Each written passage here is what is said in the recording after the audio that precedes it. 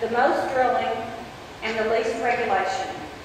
So you might have thought that state and federal regulation would take care of it. You don't hear me without this? No.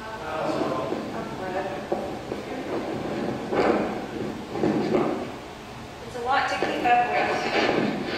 Having to juggle my notes.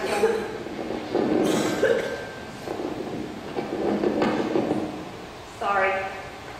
Okay, you might have thought that federal and state regulation would keep you safe from drilling toxins, but that's not exactly so.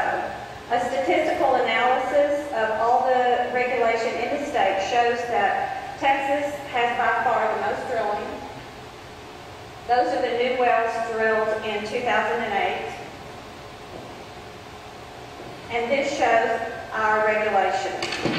We have 106 inspectors, and they're each responsible for 2,488 wells, but it gets worse. Because of those 106 inspectors, only 83 are field inspectors. So each inspector is responsible for 3,300 wells.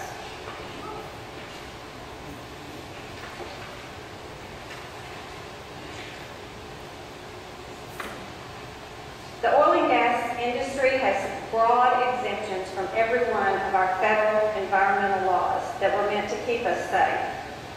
And there's a list: the Comprehensive Environmental Response Compensation and Liability Act, Resource Conservation and Recovery Act, Safe Drinking Water Act, Clean Water Act, Clean Air Act, Natural Environmental Policy Act, Toxic Release. So they have exemptions from every one of those. And that's why a lot of people ask this question: if drilling waste is hazardous, why don't the trucks have to have a hazardous waste sign? And I get that question a lot, and this is why. They're exempt. Even though it is hazardous waste, they don't have to consider it as hazardous waste.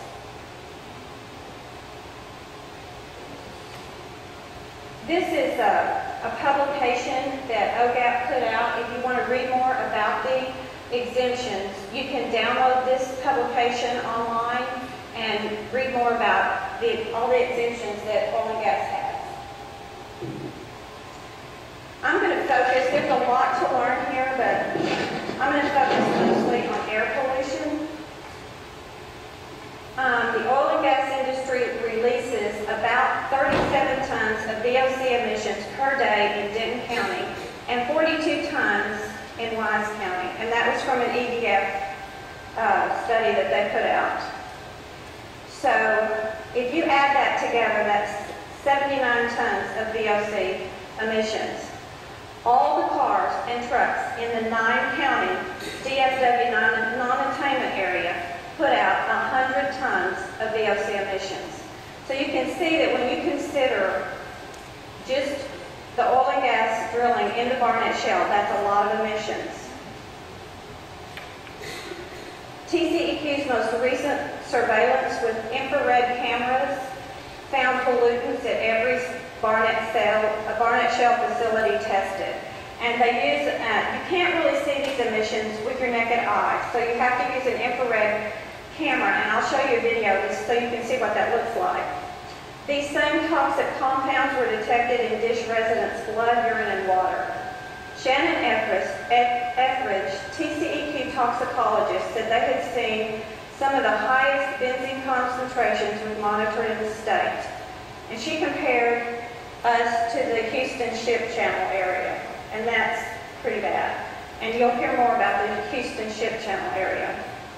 The University of Texas School of Public Health found that children living within 2 miles of the heavily industrialized Houston Ship Channel area have a 56 greater risk of contracting acute lymphomatic leukemia than children living further away.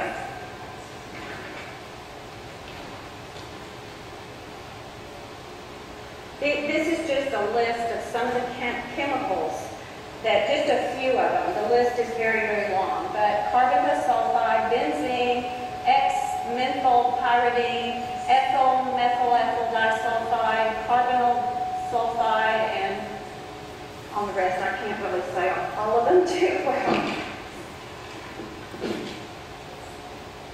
And here are the health effects. This is the acute health effects from exposure to drilling chemicals. The toxic compounds caused by natural gas production. Irritates eyes, nose, throat, and lungs, nosebleeds, headaches, dizziness, lightheaded, nausea, vomiting, skin rashes, fatigue, tense and nervous, personality changes, depression, anxiety, irritability, confusion, drowsiness, weakness, muscle cramps, irregular heartbeat. But that's not all. These are the chronic health effects.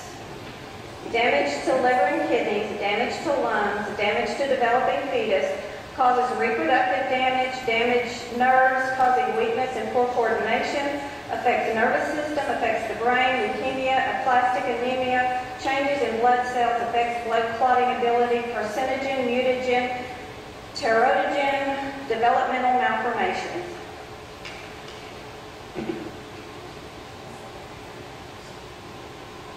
This is the Barnett Shale Energy Education Council. They're industry's PR front organization. And these are all the organizations that fund the Barnett Shale Energy Education Council. Recently, they decided to test the air in the DFW area, and they tested one location in Arlington. And this is the headline that they had from the results of their testing. Air study shows no harmful levels of benzene, other compounds in Fort Worth and Arlington, District 2. Good to go. No problem. Okay, the TCEQ affects screening level for formaldehyde. That's the short-term level, which is 12 parts per billion. But I don't really care about that. That's the short-term level. I don't live here short-term. I live here long-term. That's the number I care about, 4.5 parts per billion. The maximum two-hour urban roadside conservations observed in the U.S. were 17 parts per billion. So I know this is a lot of numbers, but just try to hang in there with me. That's the most that they've observed in a 2-hour period on the roadside for vehicles. This is the maximum 1-hour formaldehyde in the Houston Ship Channel, 52 parts per billion. This is what was found in the Barnett Shale Energy Education Air Study that they didn't really tell us about. They had 127 parts per billion. That's over twice the level in Houston Ship Channel. And here's what they said in their report. It is Titan's opinion that the elevated formaldehyde concentrations are not being caused by natural gas site operations, but instead are being caused by both vehicular traffic and an unidentified source located to the near south or southwest of the natural gas site. During the sampling event, Titan field personnel did not, however, identify any type of emission source that could have caused or contributed to the formaldehyde concentrations. So they don't know what caused it. They just know it couldn't possibly have been natural gas. But Jay Olgauer, Director of Air Quality Research at the Houston Advanced Research Center, he presented his analysis of the industry report last week, and he said that formaldehyde was astoundingly high. He said he had never heard of ambient formaldehyde concentrations that high except in Brazil. And here, these are not all of the exceedances found, but these are just the really high ones that I listed there. And here's a map of where they found them. And if you look at that, you can also see all the other chemicals that they found. Benzene, carbon disulfide, carbonyl sulfide,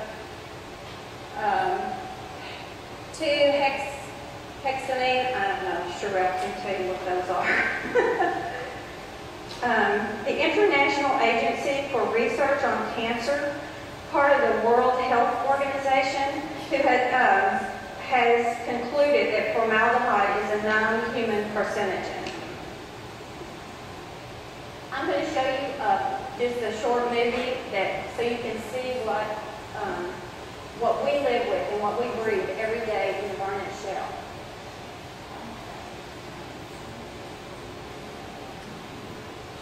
This is out where I live in the middle of nowhere, and that's how bad our ozone is out here.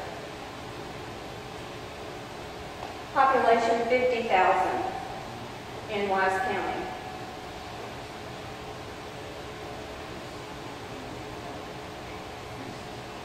That's drilling mud, evaporating whatever it brings up from the formation. That's a pink hatch. This is venting of a probably flowback. That's flaring, where they burn off the natural gas they don't want.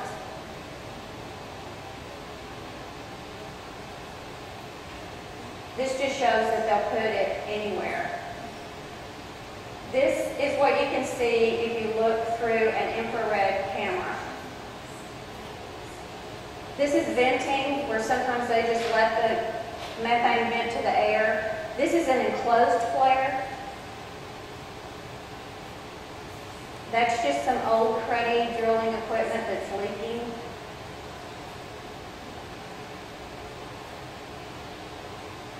This is another infrared video.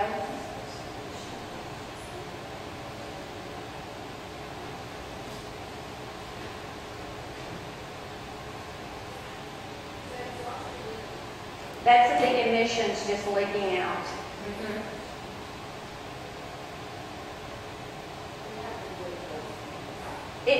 You can't see it, and this is they have it calibrated in this case so it looks more white. See, and that shows, you can see that it leaks from all different areas. This is hydraulic fracturing. These are the vapors that come out in hydraulic fracturing. That's in Denton, right across the street from a neighborhood and a park and a hospital. I just took this video last week.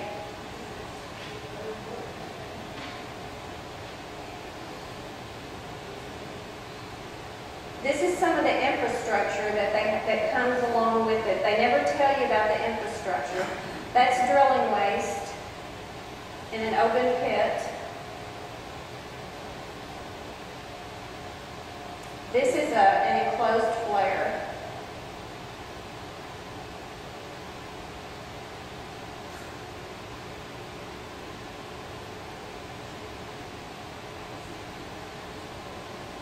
This is a huge compressor right next to the Liberty Christian private school.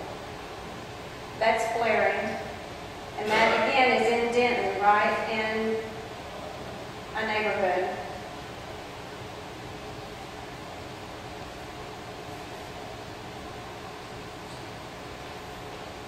This can be prevented, but they can use filters, but they're not mandated, so they don't have to. They're just spraying drilling waste on the field.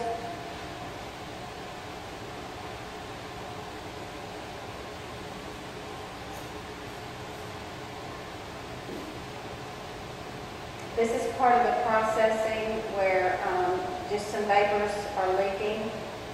Old cruddy equipment. This is a compressor station. More flaring, and there you can see how close it is to the playground equipment. This is another private school. This is hydraulic fracturing at another site, and that's what it looks like at night. It's a very noisy, deafening. This is more venting, where they're just letting the methane just go out into the air, and all the toxins that the methane brings up with it. Because methane is a surrogate gas, so it carries with it a lot of these different toxins. And methane is an asphyxiant.